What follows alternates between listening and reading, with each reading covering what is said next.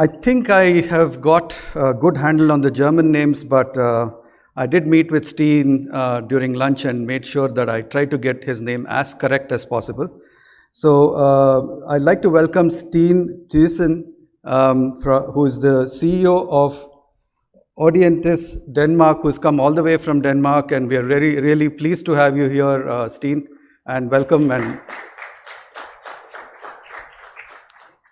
thank you very much for the introduction, and I hope you can hear me well. Just point the microphones up a bit here.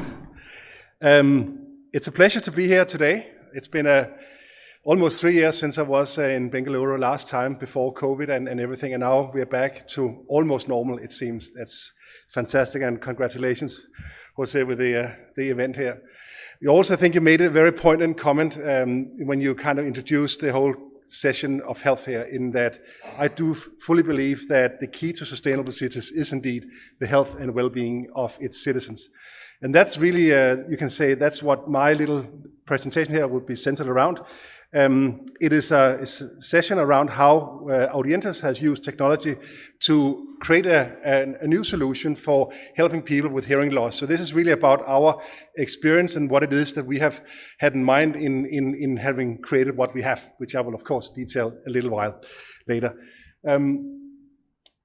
Audientes is a Danish technology company founded in 2014. We have been working in India really with full focus on customizing a concept we have developed for the Indian market. So we have been trying really to understand what are the needs, what are the opportunities, and what is it that people actually would want if they're going to consider a different type of solution for hearing loss than the conventional solutions that are out there in the market today.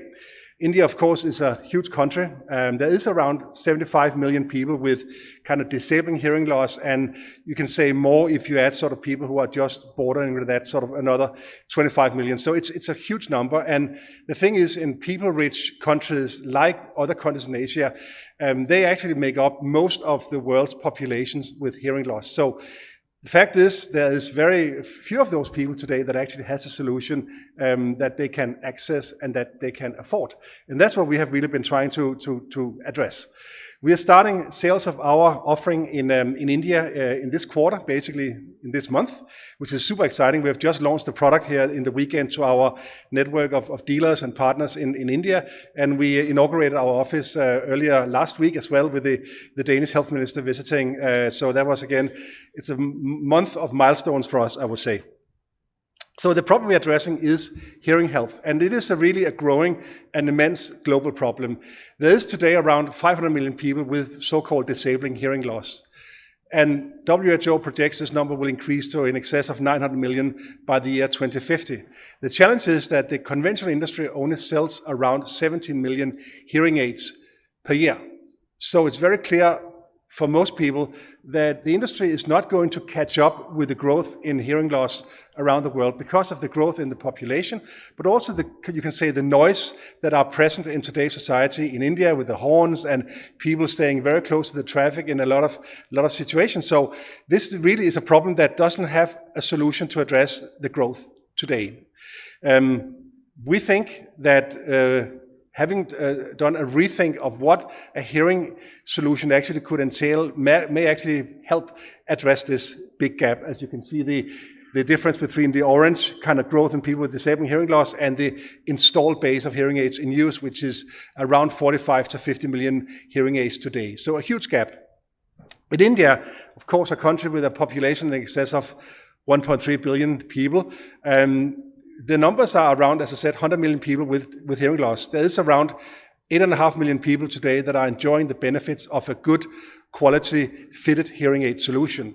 Now, of course, just like the previous speaker said, Solomon, that in India, around 2/3 of the population lives in more rural settings than you can say people in the very large cities.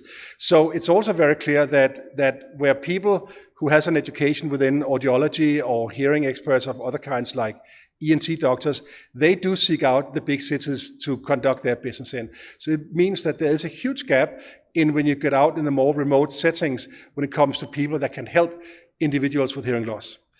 So when you are in Bengaluru, it's easier to find a hearing expert, but you still have to travel quite far. I traveled almost an hour last night around 6 o'clock to go to our partner and visit them and talk about the future and so on.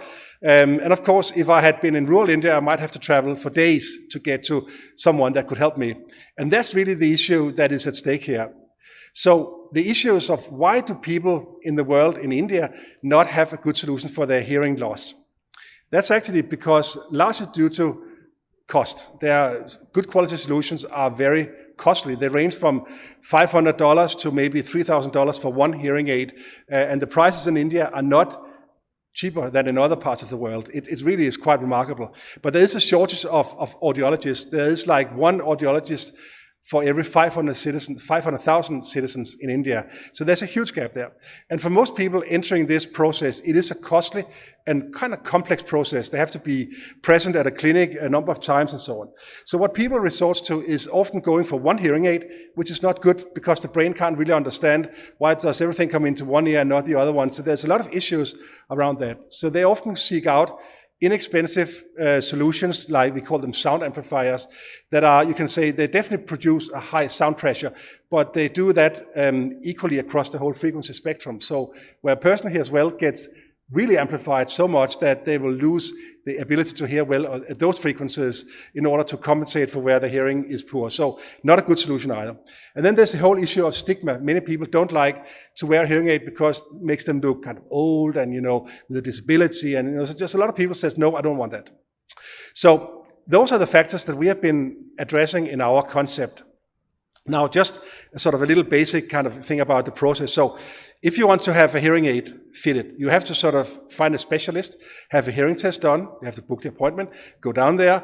Then you need to sort of look at, okay, what is a good solution for me? And you need to sort of figure that out. It needs to be fitted to your specific hearing profile. And then you need to come back for ongoing fittings.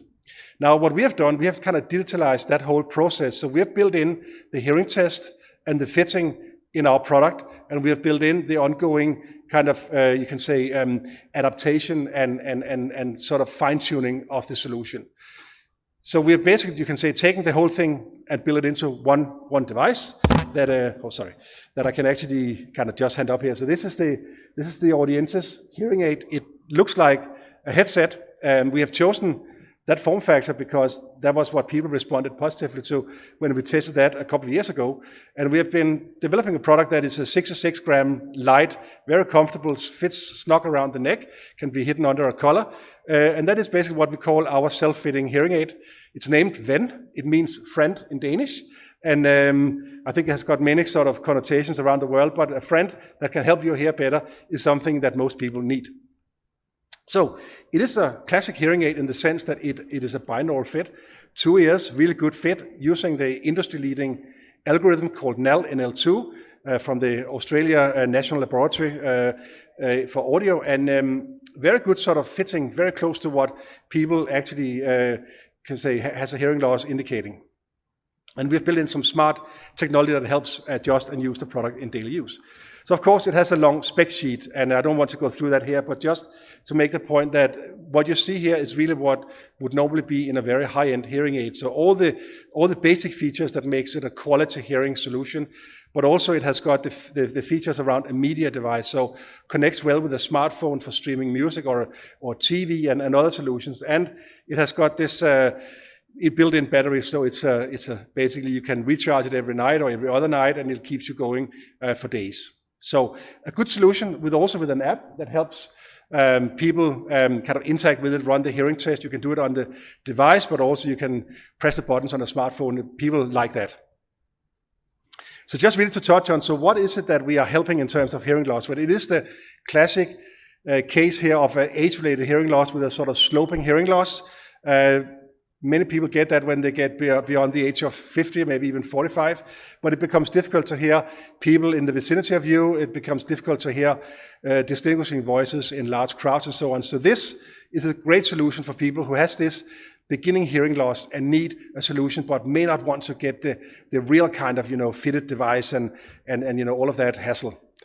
It's also for people maybe like a military veteran that has been subjected to kind of explosions and so on, large sounds around him or her, of course, but essentially a different kind of hearing loss with a drop. But again, the hearing test, the audiogram that is shown here to the right, will basically detect that and build and compensate for that hearing loss in the amplification at the right frequencies. So this is exactly what would happen in a hearing clinic. We just do it, as I think, with the age of technology. And then, of course, the interesting thing, which really relates back to Solomon's presentation, data created from a solution like ours can be extremely valuable for us as a manufacturer to understand how do people use our product. It can also be extremely interesting for the health authorities to understand how is the hearing really across a state like Karnataka or maybe the whole country. So when we get hundreds of thousands of people using our solution, of course, we will learn a lot. And that's what we are building a solution to keep track of. And of course, ongoing updates from our side, software-wise and so on, of course, comes over the air. So this is a really novel solution, but I think with great potential in many ways. And just really to wrap up my presentation, so we've also looked at the Sustainable Development Goals. And of course, hearing loss is really detrimental to people's overall well-being, but there are some key things that stands out. So when you have a hearing loss, you're often being not able to maintain a job. So you're going to get into this vicious circle of not maintaining an income, your economic independence basically goes down and so on. So you're really becoming in a quite sort of difficult position. So having a hearing solution helps people stay connected with the job market and so on, really improve that area of quality of life. But it also, hearing loss can be really bad for things like dementia because the brain doesn't really do a lot of work. So it gets sort of, you can say, in a spiral towards something that could lead to even more serious circumstances. So again, hearing good prevents those things. That is scientifically proven. And then finally, people with hearing loss are definitely being discriminated against. So again, if you are not able to hear, there's different things that sort of, you can say, again stands out in your life, which is not really conducive for a good quality of life. So these are the things that we believe, and we are quite vocal about this, and we're trying to create solutions that addresses these three sustainable development goals. Otherwise, I would just say thank you for your interest. Thanks for having me here, and look forward to your questions in a panel session later. So thank you very much.